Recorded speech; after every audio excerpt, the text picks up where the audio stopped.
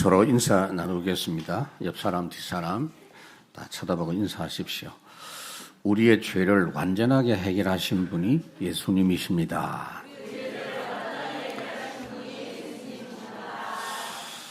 세상이 참 힘들고 사람들이 고생을 합니다. 그 이유는 죄 때문입니다.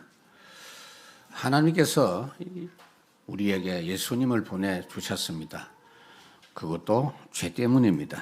지금도 많은 사람들이 죄 문제 해결을 못해서 죄 짐에 눌려 지내거나 혹은 숨기거나 혹은 타협하면서 해결된 것으로 생각하고 여전히 죄로 인한 고통 속에 살고 있습니다. 자, 오늘 본문에 보면은 자신들은 너무 훌륭하게 살고 죄 안 짓고 살기 때문에 죄인이 아니라고 자부하고 살아가는 바리새인들, 서기관들이 간음한 여인을 현장에서 적발해가지고 정죄하기 위해서 예수님께 데리고 왔습니다. 평상시 같으면 그냥 돌로 쳐 죽일 수 있는데 예수님 골탕 먹이기 위해서 그렇게 데리고 왔습니다.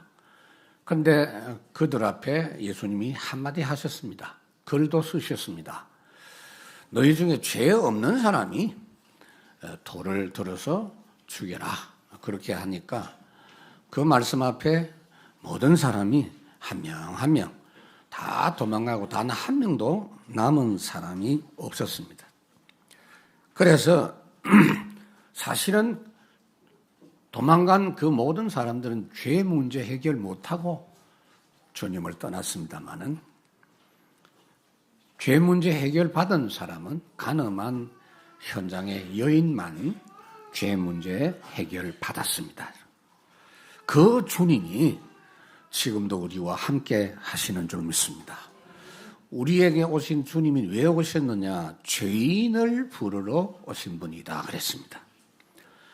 이 땅에 사람들이 계속 고생합니다. 여러분들이 지금 현재 몸 상태를 보면 옛날보다 훨씬 더 건강하고 키도 옛날보다 많이 큽니다. 평균. 그리고 수명도 많이 길어졌지만 고생하는 건 이상하게 가면 갈수록 더 심해진다. 안식이 없다. 방황한다 하는 것을 확인할 수가 있습니다. 오늘 본문 7장 53절에 보면 다 각각 집으로 돌아갔다라는 그런 말씀이 있습니다. 그런데 자기 집으로 돌아갔지만 그 모든 집이 좋은 집이 아닙니다. 참 평안과 안식이 없는 집으로 돌아간 겁니다. 5월달은 우리가 가정의 달이라 이래가지고 참 좋은 가정 만들자라는 그런 생각을 합니다. 교회에서도 그렇게 합니다. 가정의 달마다 제가 생각나는 노래가 있어요. Home Sweet Home이라고. 즐거운 나의 집이라. 즐거운 곳에서는 아침에도 내가 들었어요. 신영옥 씨가 불렀던 거. 아주 은혜롭게 들었습니다. 근데 그 노래 부른다고 집이 좋아지지 않습니다. 그 노래를 부르게 된 것은 평생 뜨돌이로 살면서 내가 좋은 집에 좀 살아봤으면 좋겠다라는 생각을 가진 사람이 지은 노래입니다. 남북전쟁 당시에 집에 돌아가야 되겠다라는 마음을 가지고 있었던 병사들이 그 노래를 참 많이 불렀고 당시에 링컨 대통령도 그 노래를 불렀는데 그 노래 다 아는 것 같아요. 일본 사람도 그 노래 불러요. 전 세계 그 노래 부르는 사람이 굉장히 많습니다. 근데 찬송가에 보니까 이 세상에는 근심된 일이 많고 참 평안할 일이 없다.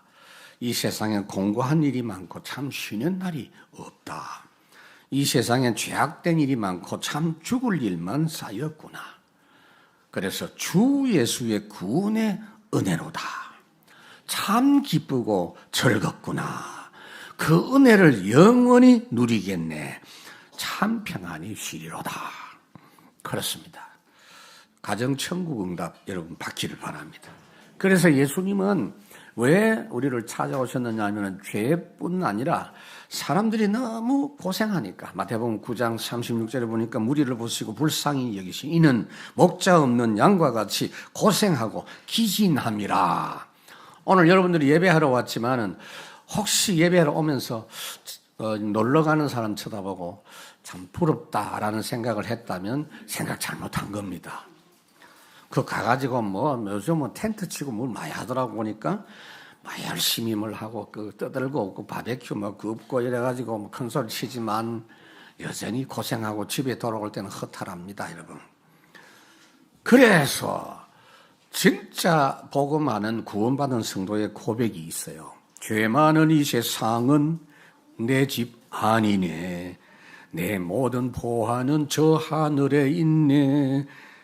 나는 이 세상에 정들 수 없도다. 여러분, 예수님은 이 땅에 잠시 다니러 온 거예요. 우리가 구원받은 뒤에는 그런 신분이 된 겁니다.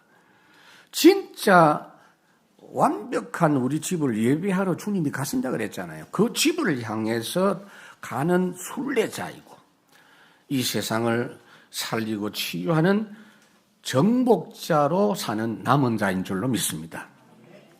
그래서 멸망 세상에 하나님이신 예수님이 찾아오셨습니다.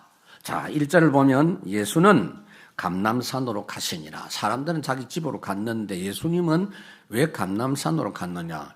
집이 없어요. 이 땅에 돌아갈 곳이 없는 예수님이 감람산으로 가셨습니다. 거기서 뭐 하셨느냐?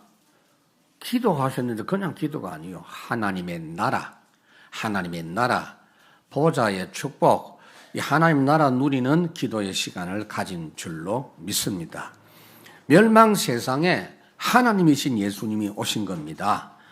처음부터 하나님이 오시겠다고 약속하신 성육신입니다. 창세기 3장 12절 여인의 후손이 오시겠다 그랬잖아요. 그래 갈라디아 2장 4장에 보니까 때가 참에 하나님이 그 아들을 보내사 여자에게서 나게 하시고 그랬어요. 그래 예수님이 이 땅에 오셨을 때 영안이 열린 사람 보니까 요한이 보니까 말씀이 육신이 되어 우리에게 오셨는데 우리가 그 영광을 보니 아버지의 독생자의 영광이요 은혜와 진리가 충만하더라 그랬습니다. 그런 분이지만 이 땅에는요 참 평안한 장소가 없어요. 마태복음 8장에 여우도 굴이 있고 공중에 새도 거처가 있으되 인자는 머리 둘 곳이 없도다. 여러분들도 사는 집이 그거 평안한 집이 아니에요. 장막입니다. 아브라함은 장막에 거했다 그래요. 임시 거처일 뿐입니다. 그래서 예수님은 예루살렘에 올라오셨을 때마다 사역하신 시간 외에는 감람산에서 시간을 다 보냈습니다. 거기에 좋은 조건이 있어서가 아닙니다. 늘 거기서 하나님의 나라 누리는 기도하시면서 기도했던 장소가 겟셋마네 골짜기가 거기 있습니다. 거기서 하나님의 나라를 누린 거예요. 그러니까 그 증거 있는 장소에 부활하신 뒤에 제자들을 40일 동안 데리고 계시면서 하나님의 나라의 일을 말씀하신 거예요. 내가 여기서 이렇게 하나님 나라를 경험했다. 너희들도 그 축복을 체험해라. 하나님의 나라 일을 알게 해 주셨습니다. 하나님의 나라 영광을 버리시고 죄인인 우리를 구원하러 이 땅에 오신 예수님이시다. 마태복음 9장 내가 이 땅에 온 것은 의인을 구하러 온 것이 아니고 죄인을 불러 구원하러 오셨다. 빌립보 2장에 보니까 하나님과 본체가 되신 분이 종의 형체를 가지고 사람을 구하기 위해서 죄인 되어 주셨다라고 말씀을 하고 있어요. 그리고는 2절에 보니까 아침에 다시 성전에 들어오시니 백성이 다 나온지라 앉아서 그들을 가르치시더니 그랬어요. 성전에 오셔서 주님이 무엇을 가르쳤는지는 거기 안 나와 있어요. 그러나 하나님이 말씀하신 거, 예수님이 말씀하신 성경에 다 있어요. 아담을 불러가 가르치신 거, 마태복음 16장에 제자들을 불러 가르치신 거, 평상시 가르친 내용이 똑같아요. 뭐냐? 인생의 절대 문제, 근본 문제, 아담도 그거 몰랐거든요. 그거 몰라서 범죄하고 죄의 종이 됐어요. 죄의 종이 됐으니까 죄값은 고통이고 죽음이고 사망이니 질병이 발생하고 고생합니다. 그건 이미 죽음이 시작된 거예요, 여러분. 사실은 사람이 태어나면서부터 죽음이 시작되는 거예요. 그러니까 사는 맛이 안 나요. 허무합니다. 그 문제 해결하기 위해서 예수 그리스도께서 오셨고 해결하셨고 해결하신 그분을 믿을 때 죄 문제 해결되고 이 땅에서 그냥 사는 것이 아니라 예수 이름으로 기도하면 성령이 함께 하시고 임마누엘 축복을 누리면서 사람 살리는 미션 감당하는 전도자가 된다. 그게 주님의 메시지입니다. 그런데 지금 사람들은요, 복음도 모르고 예수님 모르니 모두가 다 죄 문제 해결 못하고 사는 인생들입니다. 3절에 서기관들과 바리새인들이 음행 중에 잡힌 여자를 끌고 와서 가운데 세우고 그래서요. 예수님이 지금 복음 말씀을 전하고 있는 중입니다. 말하자면 예배 시간이에요. 너무 중요한 시간인데 그 중요한 것도 생각 안 하고 오히려 방해하려고 메시지 하시는 도중에 바리새인 서기관들이 가늠하다가 현장에서 잡힌 여인을 아마 머리채를 끌고 온 것 같습니다. 범죄한 그 여인을 끌고 와서 돌로 쳐서 죽이려고 하고 여인 본인도 범죄를 했기 때문에 오늘 내가 죽겠구나 하는 두려움에 떨고 있었던 상황입니다. 인생의 죄 문제 해결하러 오신 그리스도 앞에서 지금 이들이 하는 행동이 뭡니까? 죄는 척결해야 됩니다. 죄를 없애야 됩니다. 라고 굉장히 자기들이 하나님이 기뻐하시는 일을 하는 것처럼 잘한다고 하는 행동을 지금 하고 있는 거예요. 오히려 죄 문제 해결하실 유일한 분이신 예수님의 말씀 앞에 그걸 방해하면서 그 복음 막는 일을 하고 있습니다. 그들은 몰랐습니다. 지금도 전 세계 사람들이 모르고 있습니다. 그게 뭐냐? 죄 모릅니다. 죄가 뭔지도 몰라요. 원죄를 모릅니다. 원죄 모르면 모든 죄 모르는 거예요. 근본 문제 모릅니다. 이 땅이 왜 고통 중에 있느냐? 죄 때문입니다. 창세기 3장 17절에 하나님이 아담 네가 범죄한 것 때문에 이 땅에 모든 저주가 왔다라고 말씀을 했어요. 모든 사람이 죄를 범하여 하나님의 영광에 이르지 못했고 죄의 삭은 반드시 사망이고 정령 죽으리라 말씀했어요. 절대로 사람의 죄 문제는 스스로 해결할 수가 없고 모든 사람이 죄의 지배 아래서 종로로 타는 영적 상태로 살고 있어요. 그래 구원받기 전에는 죄의 종이요.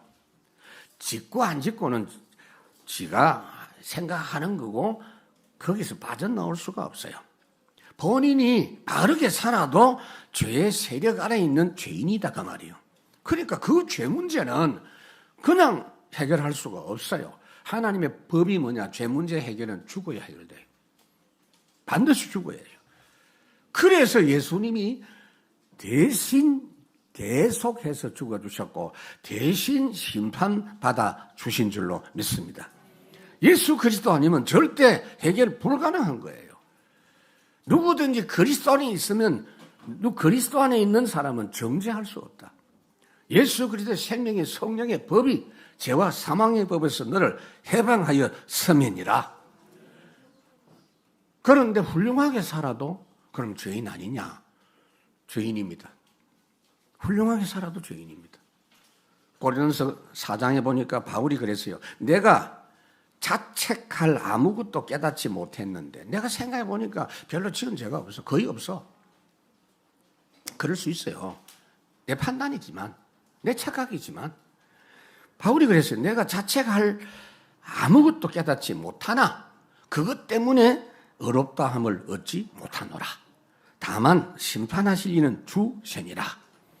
여러분 죄 안 짓고 훌륭하게 사는 사람 있어요. 하여튼 사람들의 착각이지만 그러니까 선행을 많이 한다. 하나님 보실 때는 아무리 많아도 그건 부정한 것이다. 이사야 64장에 우리의 의는 다 더러운 옷과 같다. 그래봤자 그거 모아가 이파리 옷 입고 있는 거하고 똑같은 것이다. 그거 다 마르고 시들고 무너지는 것이다. 그런데 종교인들은 죄인을 죽이기만 하고 있는 모습을 볼 수가 있습니다. 하나님은 처음부터 우리를 구원하시기 위해서 처음부터 주신 것이 복음인데, 그래서 먼저 하나님이 우리를 찾아오셔서 인생 문제를 뭔지 모르니까 가르쳐 주시고 직접 하나님이 그 문제를 해결해 주시겠다 약속하셨고 찾아오셔서 해결하신 거예요. 그런데 여러분 잘 한번 보세요. 첫 번째 주신 복음 내용이 하나님이 사람에게 막바로 주신 게 아니에요. 하나님이 마귀 보고 이야기합니다.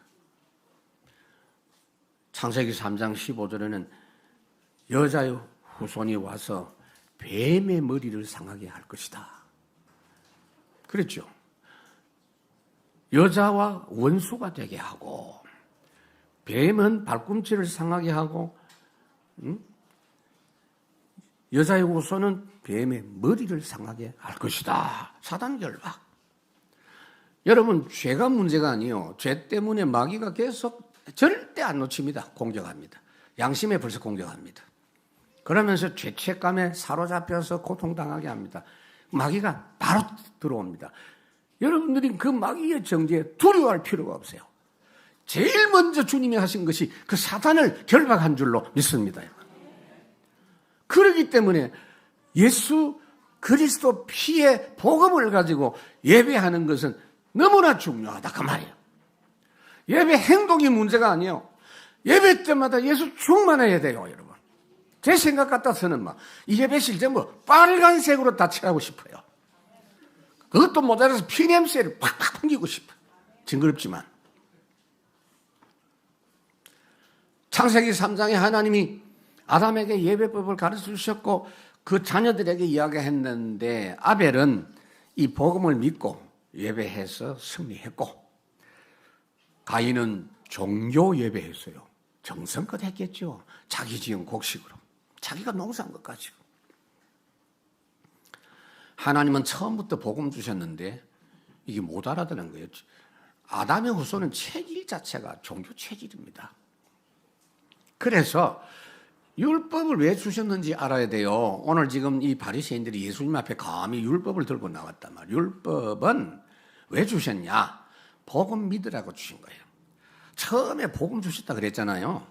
근데 복음 먼저 주신데 자꾸 놓치니까 절대 복음 붙잡도록 하기 위해서 율법을 주신 겁니다. 그래서 다른 소리 할 거 없어요. 구약은 율법이고 신약은 복음이고 그거 다 소리입니다. 누가 그런 소리 합니까? 처음부터 복음이요, 다 복음이요. 모세는 율법의 사람 아니요, 복음의 사람이요. 그래서 율법의 최고 박사 있어요.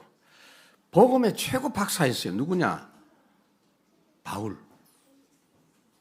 그분이 뭐라고 했냐? 갈라디아 3장. 하나님 주신 율법은 예수 잘 믿도록 주신 거다. 모든 율법은 복음으로 인도하는 몽학 선생이다. 그러니까 율법 그게 아무것도 할 능력이 없어. 몽학 선생이 뭡니까? 지금은 거의 없어요, 우리. 근데 아주 부잣집에는 있을 수 있어요. 이게 집에 하인이 있는데 주인 아이들 돌보는 그걸 몽학 선생이라고 합니다. 우리 성경에는 초등교사 아니에요. 초등학교 선생인데 몽학 선생이요. 몽학 선생은 초등학교 선생하고 달라요. 초등학교 선생님이 얼마나 실력이 아무나 안 돼요 지금. 우리나라 초등학교 내가 볼 선생님들은 최고요. 세계에서 최고요. 물론 김은혜 권사님 생각이 납니다만은 지금 몽학 선생은 지식을 가르치는 게 아니야. 그냥 어린 주인 도련님 6살짜리 데리고 유치원 가서 선생님 공부하도록 이렇게 안내해 주는 그게 몽학 선생이야. 그게 율법이라. 율법이 뭔데 여러분 율법을 잘 알아야지. 히브리서 9장 피 흘림이 없이는 죄사함이 없느니라. 예수님이 에베소 2장에 보니까 죽으시고 부활하셨잖아요. 예수 믿는 게 뭐냐? 예수님과 함께 죽고 예수님과 함께 사는 거예요. 그러니까 율법에는 반드시 율법만 끝나지 않고 그 뒤에 그 뒤에 반드시 주시는 말씀이죠. 피제사. 율법 주시고 피제사 이야기. 율법 주시고 도피성. 율법 주시고 노뱀 이야기. 율법 주시고 반석 이야기하고. 예를 들어서 죄 한 개도 안 지었는다. 60평생 죄 하나도 안 지었다 합시다. 막 그런 사람 있다 합시다. 없는데 있다고 합시다. 그러다가 마지막 순간에 아무개 새끼야 뭐 이런 식으로 욕 한마디 했어. 그것도 이 정신이 없어가지고 헛소리 한번 했어. 그러면 그 사람은 모든 율법을 다 어긴 것이 돼요. 야고보 2장에 말씀을 하고 있어. 사람들이 죄가 뭔지도 몰라요. 사람들은 복음 없이 살면 무조건 망하게 되어 있는 게 사람이에요, 여러분. 그런데 유대인들은 그것도 모르고 오늘도 율법 드러내면서 예수님을 골탕 먹이려고 지금 하고 있어요. 4절에 예수께 말하되 선생이여 이 여자가 가늠하다가 현장에서 잡혔나이다. 모세는 율법에 이런 여자들을 돌로 치라고 명했는데 선생은 어떻게 말하겠나이까. 예수님 골탕 먹이려고 지금 하는 겁니다. 그 참 보통 사람들이 아니요. 경찰들도 여러분 이 도둑 잡으려면 잠복 근무하거든요. 이것들이 잠복 근무한 것 같아. 참 대단해. 그러면 간음 범죄는 혼자 짓는 게 아니잖아요. 그 자식은 왜 놔두고 왔어요? 여자만 왜 데리고? 이게 유대인들이 잘못된 생각이에요. 그래서 멸망시키는 일만 하는 종교마귀 역사 여러분 잊지 마셔야 돼요. 얼마나 이게 미운지 이 세력을 미워요. 그리고 예수님이 이 세력이 얼마나 악한지 요한복음 10장에 1절 예수 그리스도를 통하지 않고 양의 우리에 들어온 것은 절도요 강도요.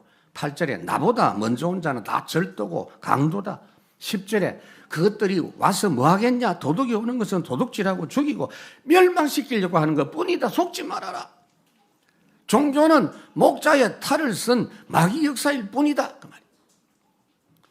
6절에 그들이 이렇게 말하면 고발할 조건을 얻고자 하여 예수님을 시험함이러라.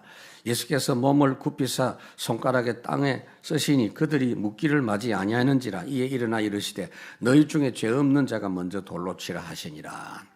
항상 사람 죽이고 정죄하고 고발하는 일에만 열심인 이 사람들 상태는 어떤 상태인지 아세요? 평안 없어요. 행복 없어요. 그러니까 할 수 있는 게 뭐냐? 지적하고 죽이는 그 일밖에 못하는 거예요. 돌로 쳐 죽이라는 말씀이 성경에 있지요. 그 돌로 쳐 죽여야 될 죄목이 4가지가 있어요. 우상 숭배하는 거, 그 다음에 부모를 때리거나 욕하는 거, 거역하는 거, 그 다음에 간음하는 죄, 그리고 살인하는 죄. 그 4가지는 돌로 쳐 죽이라 그랬어요. 근데 하나님이 그 말씀하실 때, 자, 지금부터 돌로 쳐 죽일 준비를 항상 해라. 몸에 항상 돌을 갖고 다니면서 그 죄 짓는 자 있거든. 바로 발굴을 해가지고 바로 죽여라. 지금 그 뜻입니까? 그 뜻 아니거든요, 여러분. 이 거꾸로 하는 이야기예요. 우상숭배 왜 합니까? 로마서 1장 22절에도 말씀을 하고 있죠.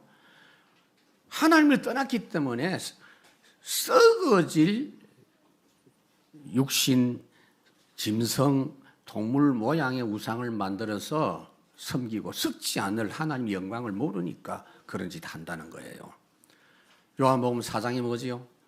우리가 예배할 때 어떻게 해야 됩니까? 그래서 영과 진리로 성령으로 하고 복음의 말씀으로 하고. 여러분들이 다른 거 할 거 없어요. 예배 시간 전에 딱 와서 오늘도 주일날 시작하면 하나님 성령으로 나에게 충만해야 복음으로 충만케 하소서. 예배 성공하게 하옵소서. 우상숭배가 미워서가 아니에요. 예배 실패하면 우상숭배 아니. 예배 성공하라 그 말이에요, 여러분. 10계명에도 1, 2, 3, 4계명 말씀하면서 4계명에 뭐라고 말씀합니까? 1, 2, 3계명 우상숭배하지 말라는 거예요. 4계명이 뭐죠? 안식일. 예배 성공하라는 이야기. 하나님의 마음은 뭐냐? 출애굽기 20장에 보니까 1000대까지 복을 줄 테니까 예배 성공하라는 거예요. 그게 하나님의 마음인데 우상 숭배하는 사람 색출해갖고 때려 죽이라. 그것만 신경 쓰는 거예요. 하나님이 뭐 경찰관입니까? 경찰관도 요새 그래 안 해요. 부모에게 불순종하는 것 출애굽기 20장, 에베소 6장 뭐라고 했습니까? 부모 효도하라고 그래요. 부모 욕하지 말아란 말은 부모 공경하면 부모 공경이 되는 그 자체가 하나님의 흐름을 아는 사람이에요. 부모 공경이 뭐냐? 내 낳아주셨으니까 존경한다가 그걸로 끝이 아니에요. 알고 보니까 부모님을 도와드려야 될 게 훨씬 많아요. 그거 할 줄 알면 세상 모든 인간관계에 성공할 수 있어요. 그렇게 잘 살 수밖에 없죠. 하나님도 축복하시고. 간음하는 죄 짓지 말라 레위기 20장, 신명기 22장에 그것도 죽이라고 했어요. 이거를 그 자체로만 생각하니까 곤란한 겁니다. 살인죄를 범한 사람을 죽여라 그랬어요. 그러나 그 반대로 해야 돼요. 사람을 살리고 사람을 사랑하면 하나님이 복을 주신다. 그런데 바리새인들은 돌로 쳐 죽이라는 그것만 딱 붙잡고 있네요. 그게 언약입니까? 그것만 붙잡고 있습니다. 하기야 요새 보니까 파라치 종류가 많더만요. 무슨 파라치 많은데 누가 잘못하는가 이래가지고 탁 찍어가지고 운전하다가 차 어떻게 교통법규는 그거 뭐라고 합니까? 그거 아주 나쁜 놈들이요. 그 미리 운전 잘하다 잘못해 아줌마가 헤매면 가지고 요렇게 가셔야 돼요. 안 내려주면 되고 딱 기다리고 있다가 함정 파놓고 이게 바리새인이 하는 짓이에요.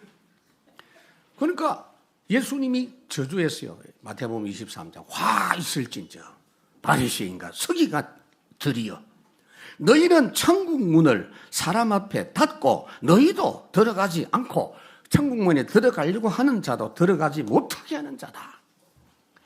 그래서 예수님은 죄인을 살리러 오신 주님이십니다. 먼저 어떻게 하시느냐? 야, 죄 짓지 마. 똑바로 해. 아니요. 죄인의 친구가 되어주신 거예요. 그러니까 예수님이 죄인들하고 같이 식사한다니까.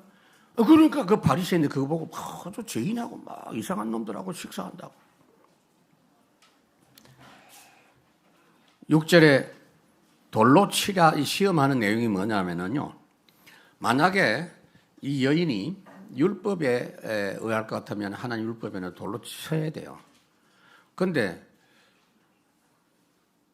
돌로 치라고 하면 어떻게 됩니까, 여러분?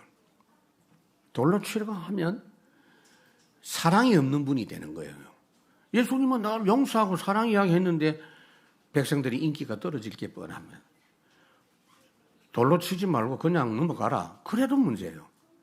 로마법 하에 있기 때문에 문제가 되는 거예요. 로마 법정에 이렇게 세울 수 있는 명분이 되어지는 겁니다. 왜 돌로 쳐요? 재판을 받아야 되지. 잘못한 사람은요, 돌로 때려 죽이면 안 돼요. 재판 받아서 적당히 형 살고 나오도록 해줘야 되지. 그러니까 이러지도 저러지도 못하는 딜레마에 빠지도록 한 겁니다. 예수님에게 이 초막절 명절에 이런 짓거리를 한 놈들이 6개월 이후에, 그로부터 6개월 후에 6월절 됐을 때 또 그 짓 합니다. 예수님에게. 동전, 로마 동전, 그걸 가지고 가이사의 가이사 황제의 얼굴이 새겨진 그 동전을 가지고 가이사에게 세금 바치는 게 맞습니까? 안 맞습니까? 바치지 마라 그러면 바로 로마 당국에 또 고발할 거고, 바치려고 하면 매국노가 되고. 하여튼 그런데 예수님이 뭐라고 합니까? 가이사의 것은 가이사에게 바쳐. 하나님의 것은 하나님께 바쳐. 무슨 말입니까? 세금 똑바로 내고 헌금 제대로 해라. 그 말이에요. 한 번도 예수님에게 시험 걸어갖고 이긴 적이 없어. 지금도 마귀가 그러잖아요.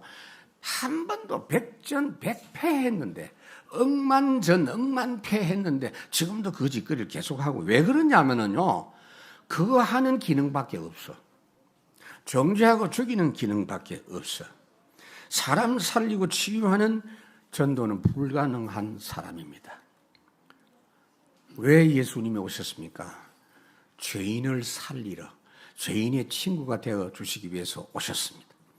로마서 5장 8절에 우리가 아직 죄인 되었을 때에 우리를 위하여 그리스도께 십자가에 죽으심으로 하나님에 대한 사랑을 확정했다. 누가복음 5장에 의인을 부르러 온 게 아니다. 여러분, 우리가 이게 오해가 생기죠. 교회 다니는 사람들이 왜 그래? 주님은 의인들을 여기 모집하는 데가 아니에요. 교회는 종합병원이에요, 영적으로. 죄인을 불러 회개시키러 왔다 그랬어요. 그건 얼마나 감사한 일입니까? 찬송가에 보면 주 예수 내가 알기 전 날 먼저 사랑했네. 날 구원하신 예수는 참 좋은 나의 친구. 하나님이 세상을 이처럼 사랑하사 독생자를 주셨으니 이는 저를 믿는 자마다 망하지 않고 멸망치 않고 영생을 얻게 하려 하심이라. 그래서 지금도 여러분, 종교인들은 정죄하고 고소하는 일만 합니다. 근데요, 누가 종교인입니까? 정확하게 아셔야 돼요. 예배 은혜 못 받으면 바로 종교인입니다. 그거 아셔야 돼요. 예배 참석했는데 은혜 못 받았다, 종교인입니다. 그 사람은 살릴 기능 없어요. 사람 살릴 기능. 예수님이 구원받고 난 다음에도 예수님 제자들이 성령 충만, 은혜 충만하기 전에는 종교인 체질이었어요. 그러니까 원래 그랬어. 베드로도 예수님 잡으러 오는 사람을 바로 칼 빼가지고 칼질이나 똑바로 하든지 한다는 게 귀 잘랐다니까, 말고. 바로 훅 찌르면 될 건데 그것도 못하고. 항상 찌르고 있어, 자르고 있어. 야고보, 요한도 똑같아. 이 형제가 똑같아. 그 예수님께서 별명 붙이셔. 보안하게. 우레의 아들이라. 성질이 얼마나 급한지. 급한 게 문제가 아니에요. 무조건 화부터 내. 예수님 사역 방해하니까 당장 하늘에서 불벼락 내리니까 태워 죽이라고. 뭐 지부터 타 죽어야 돼, 그러면. 바울도 원래 그랬거든요. 사도행전 9장 1절에 보면 사울이 여전히 위협과 살기가 등등하여. 복음 모르면 그래요. 그런데 놀랍습니다. 이런 바울이 복음 은혜 받고 난 다음에 즉시로 예수는 그리스도라 증거하는 전도자가 된 줄로 믿습니다. 그러니까 자, 보세요. 6절에 예수님 앞에 이 여인을 데려와가지고 어떻게 할까요? 라고 물었는데 예수님이 그냥 대답은 안 하고 땅바닥에 글만 쓰고 있으니까 이 성질도 급해. 사람 죽이고 싶어갖고 환장했어. 그러니까 7절에 다시 또 다구칩니다, 여러분. 그 내용이 7절이에요. 여러분, 구원받은 여러분은 어떻게 살랍니까? 여러분들이 은혜를 못 받은 상태라도 속지는 마세요. 여러분 은혜 못 받으면요, 당장 여러분 양심이 여러분을 찌릅니다. 그리고 사단이 찾아와서 네 같은 기 되겠냐 이러면서. 오늘 네 예배는 완전히 죽 썼어. 아침에 한바탕 했잖아, 부부싸움. 그래가 뭐 교회 간다고, 네 뭐 얼굴은 그렇게 뭐 메이크업하고 왔지만 은혜 받긴 틀렸어. 근데 그 말이 맞아. 사단아 물러가라. 구원받은 우리는 하나님께서 완전히 보장하셨어요. 로마서 8장 뭐라고 했습니까? 만일 하나님이 우리를 위하시면 누가 우리를 대적하리요?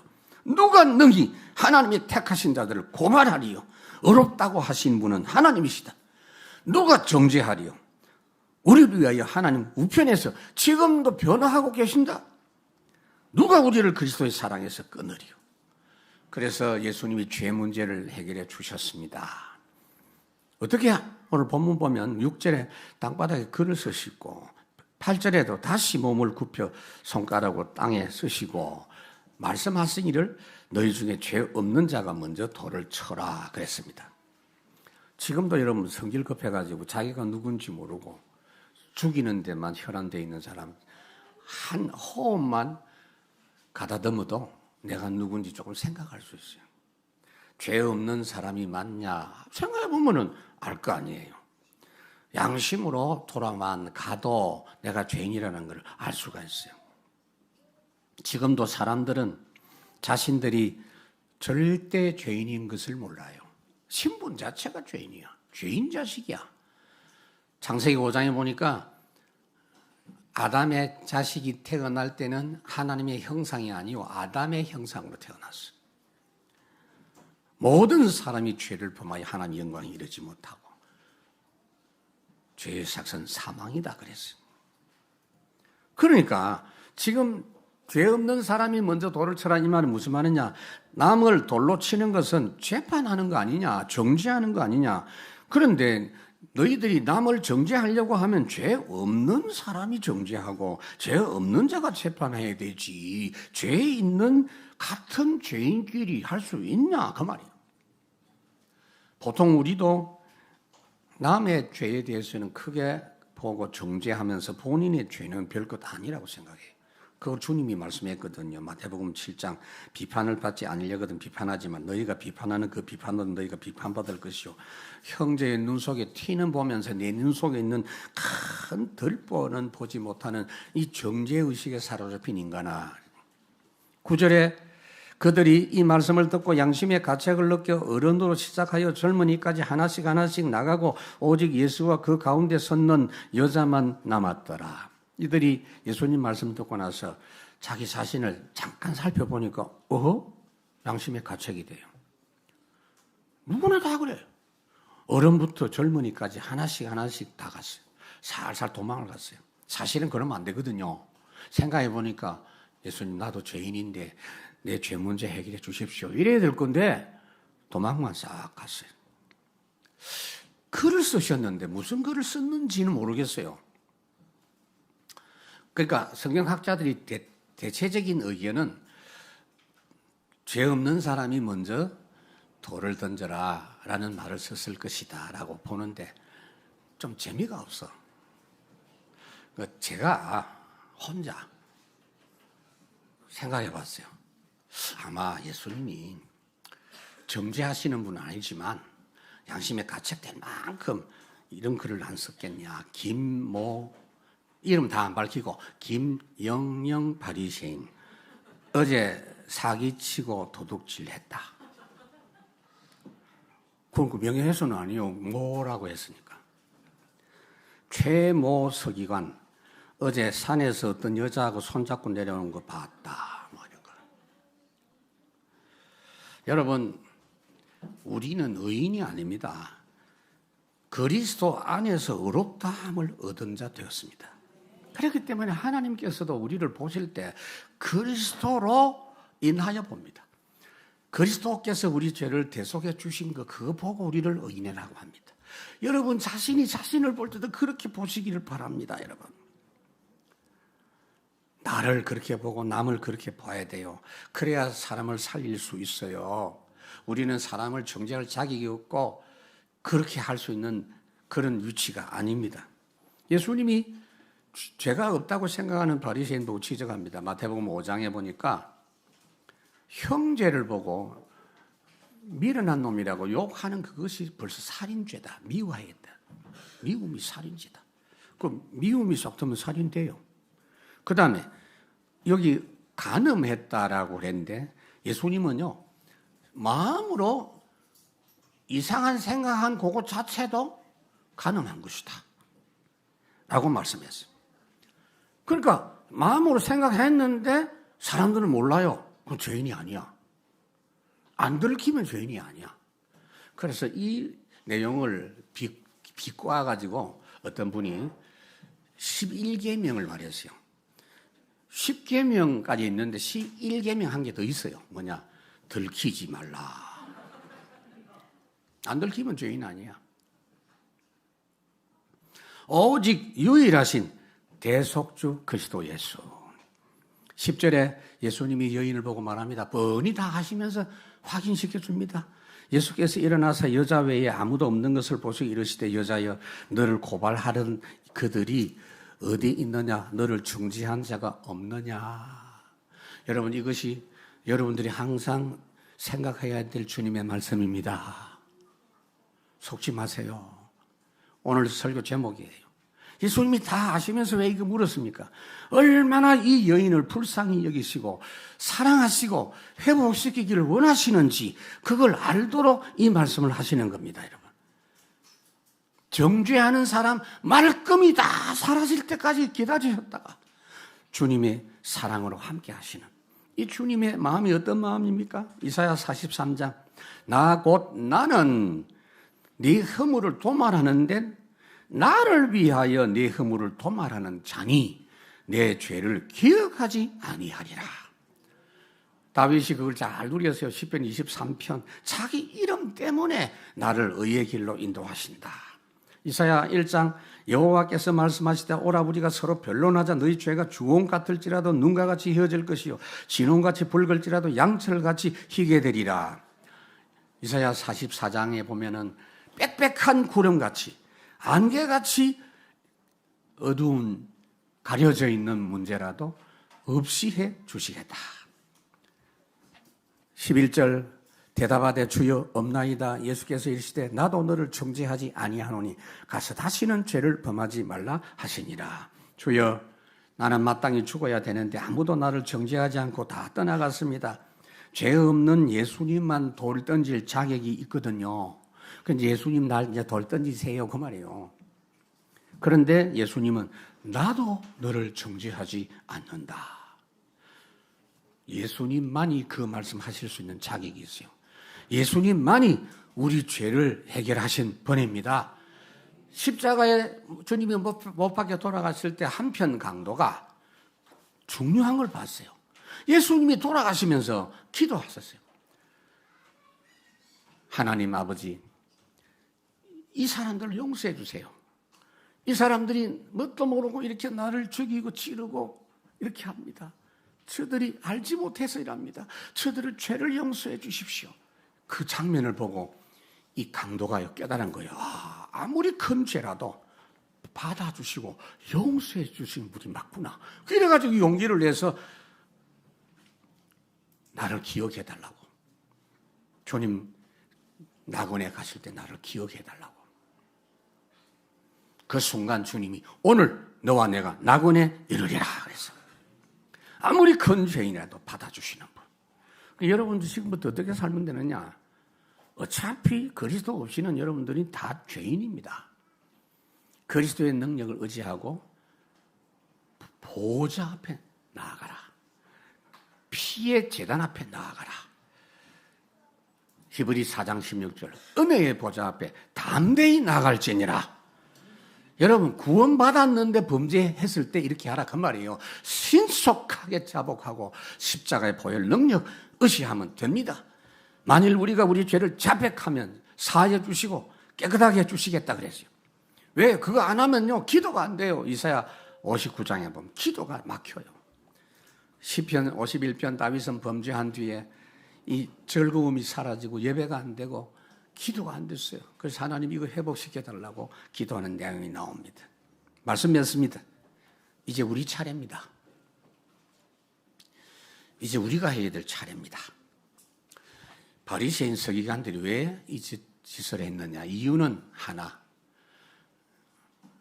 예배 실패. 예배 실패하면 지금도 바리새인 서기관 될 수밖에 없어요. 왜요? 사람 살릴 기능이 한 개도 없어요. 하나님 주시는 은혜로만 그게 가능한 거예요. 올 가정의 달 아닙니까? 가화만사성 이래가지고 예를 많이 쓰는데 다른 방법으로는 해결 안 돼요. 가정의 저주는 절대 해결할 수가 없어요. 대물림 해결할 수 없어요. 예수 충만한 가정 만드시기 바랍니다. 마지막으로 하나 더 이야기할게요. 바리새인이 여인을 끌고 왔는데 여러분도 이런 여인을 끌고 오십시오. 끌고 오면 안 되겠지. 예수님 앞에 데리고 오세요. 정죄하기 위해서 데리고 오지 말고 살리기 위해서 데리고 오세요. 사실은요 끌려왔잖아요. 자기 발로 못 옵니다. 그래서 찾아가야 돼요. 주님이 우리를 찾아오셨듯이 우리들도 찾아가야 됩니다. 그게 전도인 줄로 믿습니다. 승리하시기를 주의 이름으로 축원합니다. 하나님 아버지 참으로 감사합니다. 우리의 억만 죄악을 완전히 해결하시고 여전히 죄 가운데 있고 죄의 세력의 영향을 받고 있지만 주께서 24 항상 때를 따라 함께 하시면서 예수 그리스도 십자가 보혈 능력 의지하고 승리하게 해주신 주님, 우리 모든 성도들이 24 복음 충만한 가운데 능력 있는 전도자로 살아가게 하옵소서. 주 예수 그리스도 이름으로 축복하며 기도하옵나이다. 아멘.